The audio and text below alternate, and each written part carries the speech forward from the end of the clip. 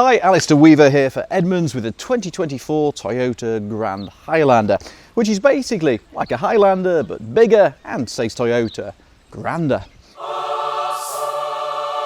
In this film we're going to tell you all about this new family three-row. We're going to compare it with great rivals like the Kia Telluride. We're going to tell you what we like and, just as importantly, we're going to tell you what we don't like.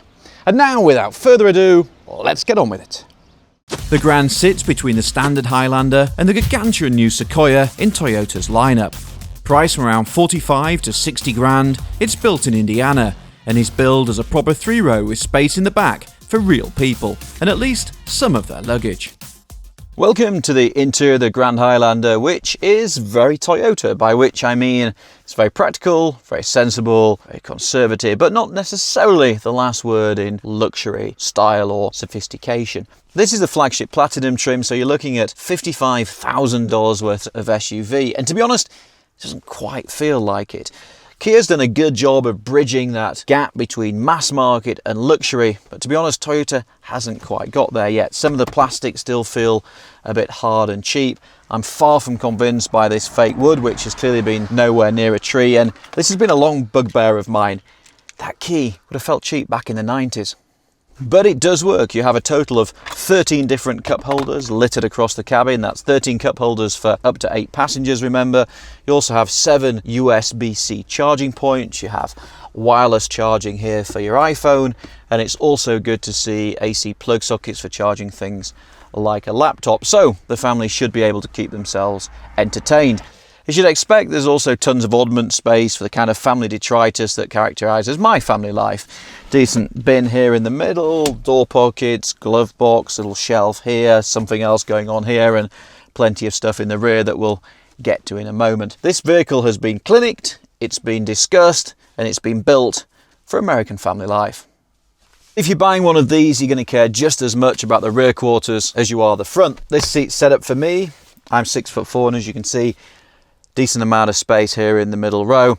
Also, a few little features that I should point out, which I'm quite a big fan of.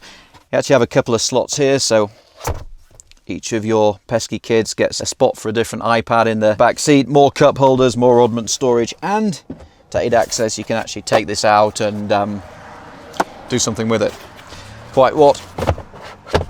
I'm not so sure. In theory, you can put it back as well. What else we got back here? Well, on this flagship model, we've got separate controls for the air conditioning, we've got ventilated seats, we've got heated seats, more USBs, here's a little AC power point I mentioned earlier, decent door pockets, nice to see some blinds as well. I mean, none of this is standout or unusual, but it's nicely put together and there is a decent amount of space. These doors are impressively wide, so actually getting into the third row is pretty easy. Let's just pull this down. Lock that into place, but slightly frustratingly, that hasn't gone back into the position which it was originally set. Now, by the magic of television, we've actually readjusted the seat back into the position that it was. And as you can see, I actually have got a decent amount of space back here, even if my knees are kind of up near my chin. It's also nice that I can shove my feet under the seat in front, which gives you the impression of more legroom than you've actually got. You've got more cup holders, more USB-C charging. Now, this bench is designed technically for 3 and it would be pretty intimate, but you can genuinely fit 2 proper size adults back here, and nice to see I've got headroom too. The other thing I should point out is that you sit quite high on this third row of seats, and that's a good thing because you're looking over the top of the middle passengers. You've got a decent view out through these big windows as well. So I've been in a lot of three rows where it starts to feel claustrophobic back here, not in this Grand Highlander. Lots of three rows suffer from an absence of luggage space when all the seats are up, and Toyota's making some fairly bold claims that you can fit 8 smaller suitcases in here, but to be honest, we're not fully convinced. If you look at the volume figures, there's about 20 cubic feet of space in here. Now that's just over half what you get in the much smaller RAV4.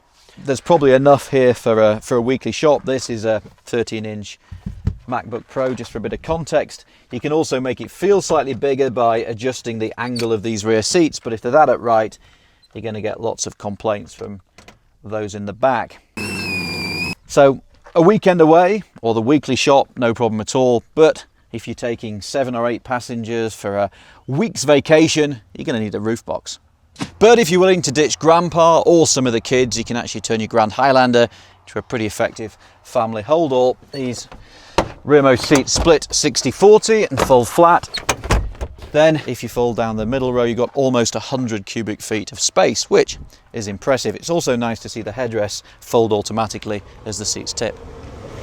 Let's talk engines. There are 3 different options. There's an entry-level gas engine with 265 horsepower, a hybrid with 245, and then the flagship Hybrid Max with 362 horsepower and 400 pounds-feet of torque, which is a lot. The gas and base hybrid models are available with either front or all-wheel drive. The Hybrid Max is all-wheel drive only.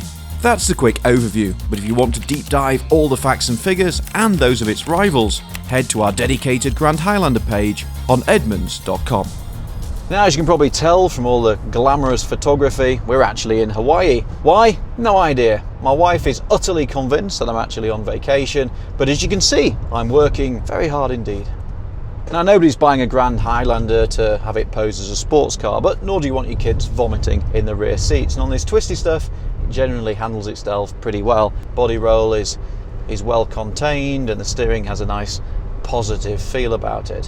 One thing I do like about this gas version relative to the hybrid is the fact that it's got a proper gearbox, in this case an 8-speed automatic. The hybrid continues with the unloved CVT, but if you go for the Hybrid Max, that has a different kind of hybrid system, and that allows Toyota to fit a 6-speed, more traditional automatic, which we much prefer. If you want significantly more performance and smoother operation and are willing to pay for it, then the Hybrid Max is worth a look. We've driven it here in Hawaii, and the 362 horsepower, that's 100 more than this vehicle, really makes a difference. It's smoother, it's faster, and the fuel consumption is actually less. 27 miles per gallon combined compared with 22 for this, and just 21 for the rival Telluride. For a family-focused vehicle, it's also good to report a pretty impressive array of safety equipment, both to protect you should the worst happen and to help you avoid an accident in the first place. There's even a little gadget in front of me that's monitoring me for driver distraction and keeps binging at me on a pretty regular basis. We're not friends at the moment. Apparently Toyota thought about giving this SUV an entirely new name, reflecting the fact that it is a very different vehicle to the familiar Highlander. Different and better in a very Toyota way. Apart from the hybrid options that promise better fuel economy than its rivals, there's little here that's truly different or standout.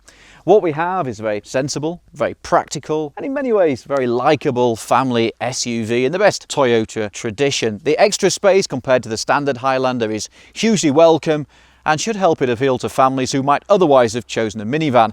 Even Toyota accepts that it might steal sales from the Sienna. Will this healthy dollop of common sense be enough to see the Toyota topple the Kia Telluride as Edmunds' favourite 3-row? Well, we'll have to wait for the full test to find out.